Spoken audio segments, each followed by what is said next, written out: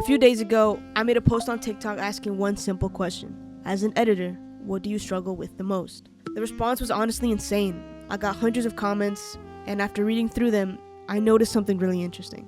Almost nobody was asking about effects. Nobody was saying, how do I use Sapphire, or how do I make a better shake?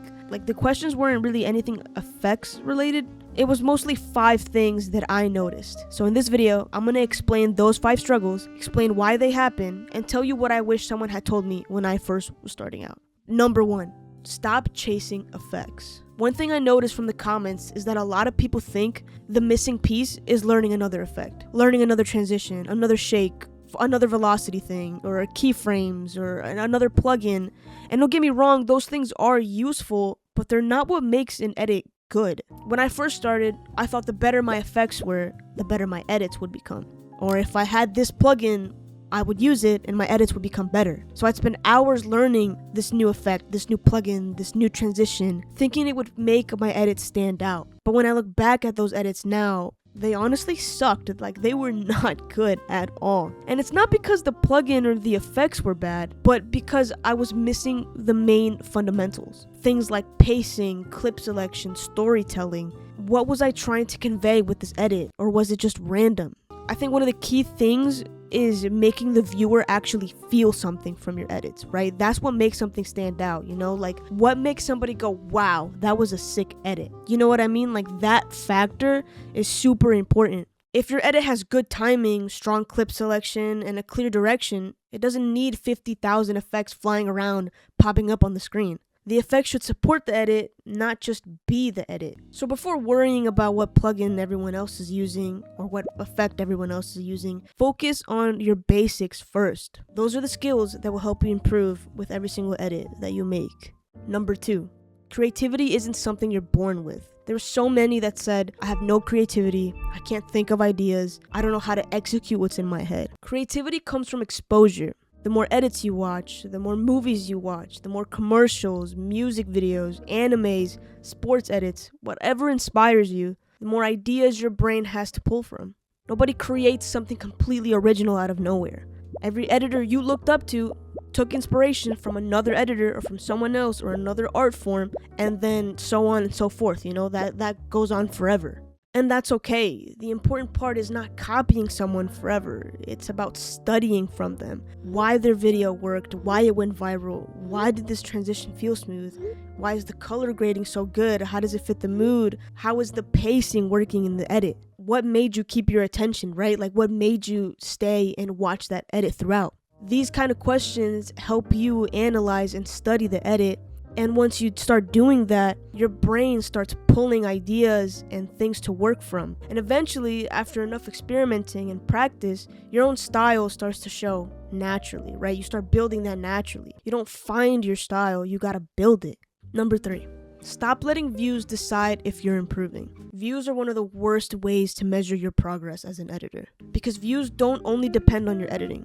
They depend on timing, the algorithm, the audience. It's a bunch of things that you can't control. But your editing, you can control that. If every edit you make is slightly better than your last one, you're winning. You're improving. And TikTok is known to not reward edits immediately, right? Like, some edits from a couple weeks ago will start gaining traction and blowing up. Or an edit you just posted might gain traction. Or an edit that you worked really hard on won't get seen at all. And sometimes that just happens. Some of the best editors today spent years posting videos that barely got seen. Think about artists, right? Like, some artists started posting on SoundCloud and they didn't get plays or any recognition for years. And then all of a sudden they had a song blow up and then now they're famous, you know? Like, it takes time. This is not something that happens overnight, or that can just happen immediately off the bat. Like, you'd have to be really, really lucky if that happens. And all those years of posting, right, and it didn't work out, or it took longer than it should have for things to get traction, right? Like, it's not because they weren't talented, it's because they were learning. If you listen to artists' first songs from back then to their music now, they sound completely different. And that's because they were learning, they were trying to create their own sound. So yeah, don't let a couple of bad performing posts convince you that you're not improving. Sometimes that's just how the algorithm is. The algorithm is bound to ignore great edits, and it's bound to make something super basic go viral. That's kind of just how it is.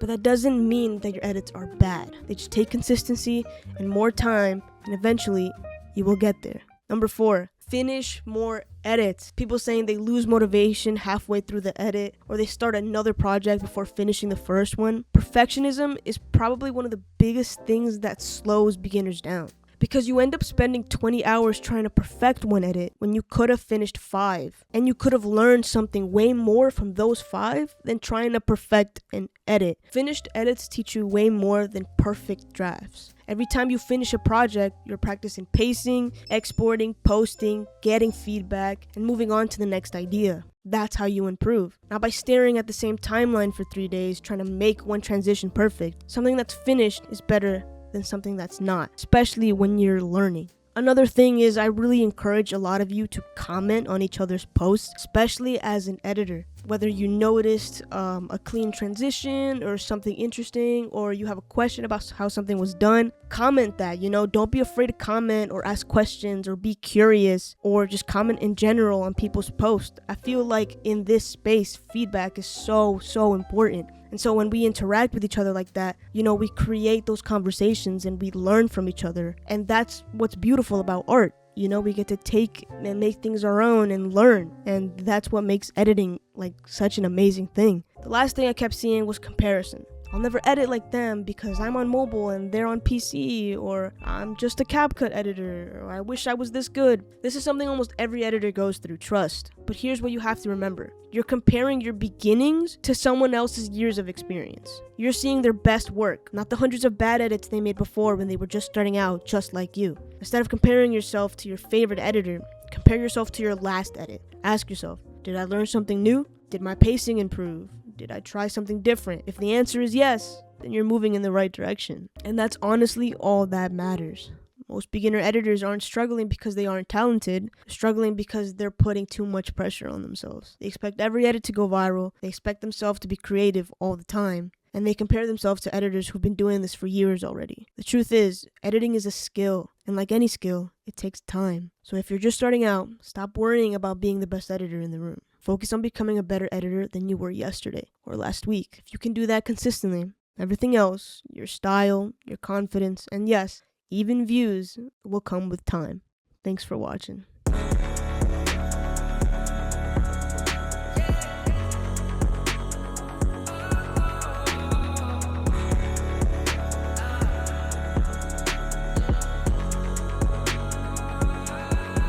If I'm sipping that solo, fill it with iced tea, yeah. I got that main thing, don't need a side piece, yeah. Don't approve, got all that I need, yeah. That's enough.